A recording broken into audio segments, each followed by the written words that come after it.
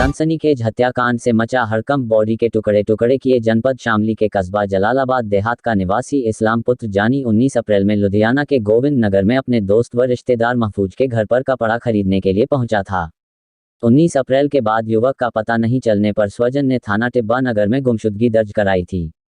गुमशुदगी दर्ज होने के बाद लुधियाना पुलिस ने युवक की तलाश की, जिसमें आरोपित 2 दिन तक पुलिस के साथ रहकर गुमराह करता रहा।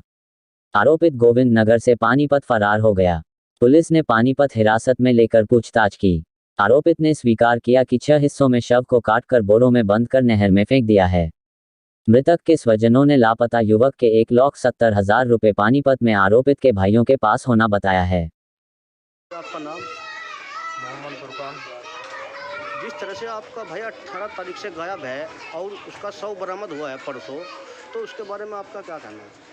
मेरा भाई यहाँ पे रहता था, उस बंदे ने यहाँ पे सिखा भिखा के उसको अपने पास बुलाया। कहने लगा यहाँ पे बहुत मंदा माल मिलता था और वो यहाँ से अपना मकान बेचकर पैसे लेकर वहाँ पे पहुँचा 18 तारीख में। जैसे ही वहाँ पे पहुँचा, मार्केट कीने के बाद उनने माल नहीं खरीदने दिया, कहना कल लेंगे माल। रात में अपने एक रूम पे ले गया और ले जाने के बाद 9:30 बजे करीब में उसका मोबाइल स्विच ऑफ हुआ। हम बहुत परेशान हुए, तो हमें पता चला कि वो गुम है। अब आके केस खुला तो पता चला कि उन्होंने उसकी हत्या कर दी और उसको 5 हिस्सों में बांटा। हाथ दोनों अलग, पैर दोनों अलग, गर्दन अलग। इस तरह से उनने उसका कांड किया। जिस तरह सुनने में आ रहा है कि हत्यारा जलालाबाद निवासी है, तो किस किस्म का इंसान था वो बहुत ही जाहिल मान लो, कुछ ही मान लो, नशा किया करता था और पैसे को लालच में इन्होंने ये किया। तो कितने पैसे लेकर गया हुआ था आपका भाई? देखो, उसकी बहन से हमारी बात हुई। उसकी बहन ने ये पूछा उसके पास पैसा कितना था। हमने बताया कि हमें नहीं मालूम, यहाँ से तो मकान बेच के गया था, काफ़ी पैसे ले गया था, मकान के कभी सारे ही पैसे ले गया था। उसकी बहन ने बोला कि 1,70,000 रुपये थे। उसकी बहन ने खुद ने कबूल किया, आरोपी की बहन ने। तो ये किसने बोला? उसकी बहन ने। नाम क्या है? शहजादी।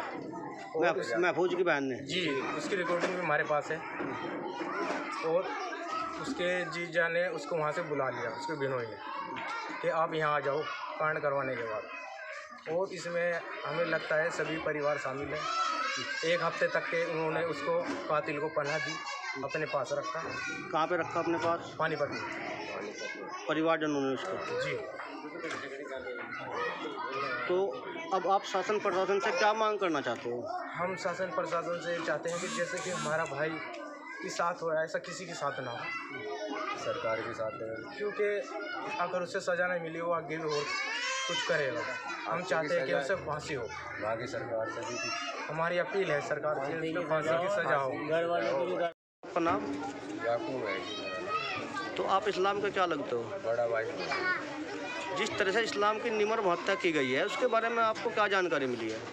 उसके लिए तो फांसी चाहिए, सजा चाहिए, फांसी फांसी हो, सजा चाहिए, इंसाफ चाहिए, बच्चों को भी चाहिए, घर वाले को भी चाहिए, हमें भी चाहिए। जिस तरह से वो पैसे की चर्चा है, कितना पैसा लेकर गया हुआ था? उसकी बहन की बता हुआ है 1,70,000 रुपये बता रही उसकी बहन। और यूँ पता नहीं, हमें तो मालूम नहीं कितने ज़्यादा ही होंगे। ये हमारा आदमी घर बेच के गया हुआ है। अभी तक शव बरामद हुआ है या नहीं? नहीं हुआ। शव के जैसे बताया जा रहा है 6 टुकड़े के हैं, 2 हिस्से अभी मिल चुके हैं, ऐसा क्या? 2 हिस्से मिले हैं और बॉडी नहीं मिली, सिर नहीं मिला, तलाश जारी है। तो अब शासन प्रशासन से आप क्या मांग चाहते हो? बस फांसी चाहिए हमें, तो और कुछ नहीं चाहिए, इंसाफ चाहिए। ऐसा ना हो आपके के लिए, दूसरे के लिए भी ऐसा ना कर दें। नाम? मोहम्मद सलीम। आप मतलब इस्लाम को क्या लगते हो? भाई आएंगे, बड़ा भाई। जैसे कि 18 जनवरी से भाई लापता था आपका, और उसकी अब शव कई हिस्सों में मुजरिम ने कबूल किया है, जी। तो उसके बारे में आपको क्या जानकारी देना चाहते हैं? हम ये जानकारी देना चाहते हैं सर, उसने जो है कई हिस्सों में उसको बांटा है और वे जो उसकी डेड बॉडी थी, उसने वे भी 20-20 दूर किलोमीटर तक के उसने टुकड़े फेंके हैं। ये हमें बरामद नहीं हुई, और उसके जो है हाथ पैर हमें बरामद हुए, और उसके बाद और ऊपर का हिस्सा हमें मिल नहीं पा रहा। हमें तो ये साजिश लग रही है किसी दूसरे का कोई संपर्क है बहुत उससे, किसी ताल्लुक है, उसने किडनी या गुर्दे जो भी कुछ है किसी को बेंची है कुछ भी करे। हमें इसमें शक है कि दूसरों को भी इसमें हाथ है। तो आप जिन लोगों का हाथ है उन लोगों पर आप कार्रवाई चाहते हो? जी बिल्कुल, कड़ी से कड़ी कार्रवाई चाहते हैं कि उन लोगों पे आगे के लिए और भी कोई ना इस ऐसा बेचारा मारा जाए।